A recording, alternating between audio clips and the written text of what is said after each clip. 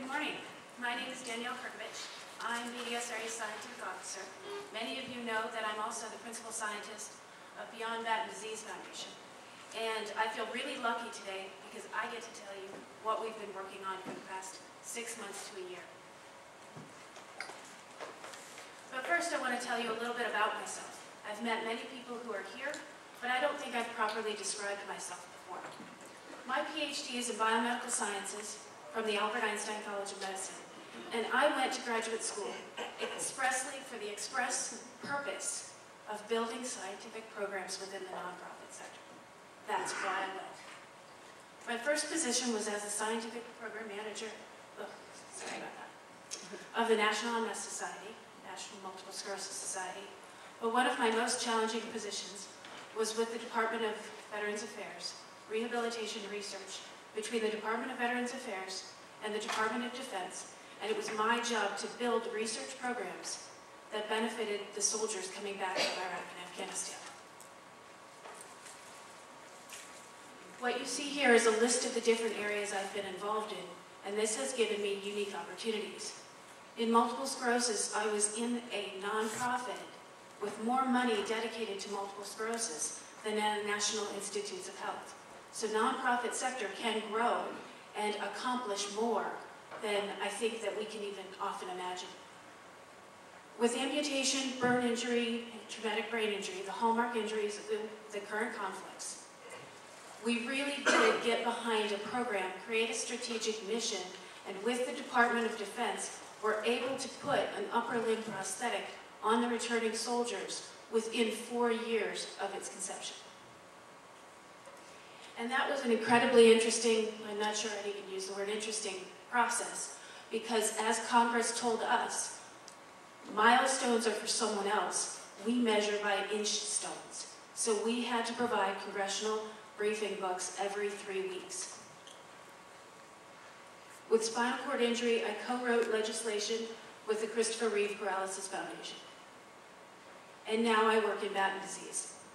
I've been working with the Beyond Bat and Disease Foundation for about 3 years.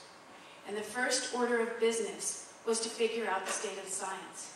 Because in order to create a strategic plan, an aggressive strategic plan that would combat juvenile Batten disease, we needed to know what was going on. So I conducted over 1,000 interviews with research scientists, of course the core group in Batten disease, but also pediatric neurologists, experts in neurodegenerative diseases, adult neurodegenerative diseases like Alzheimer's, ALS, and Parkinson's. But also looking at the entire spectrum, looking at academic research, but also looking at what Big Pharma is doing, and also looking at drug discovery.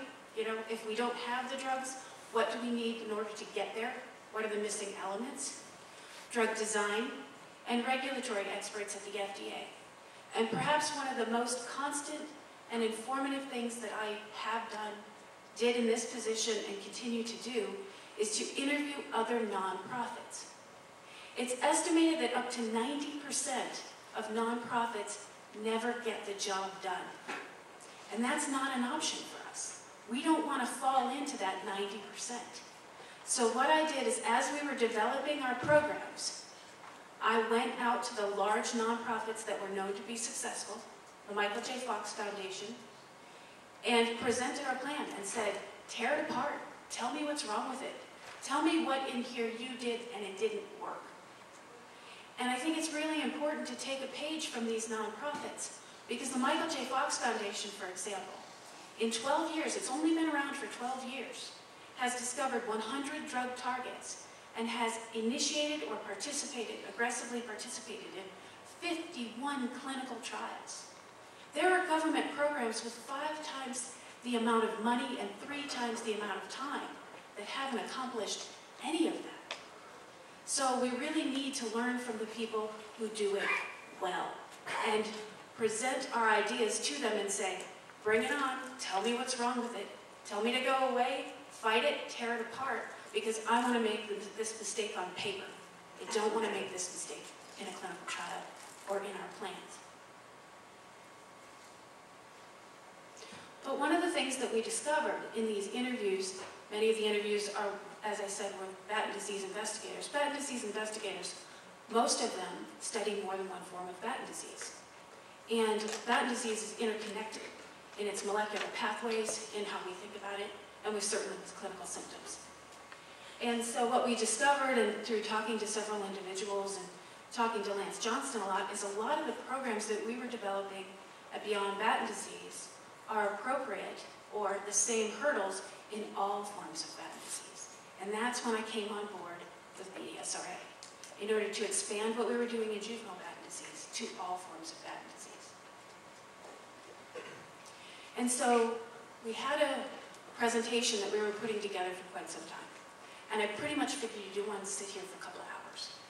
So we put together a video that I think really says it in a much better way.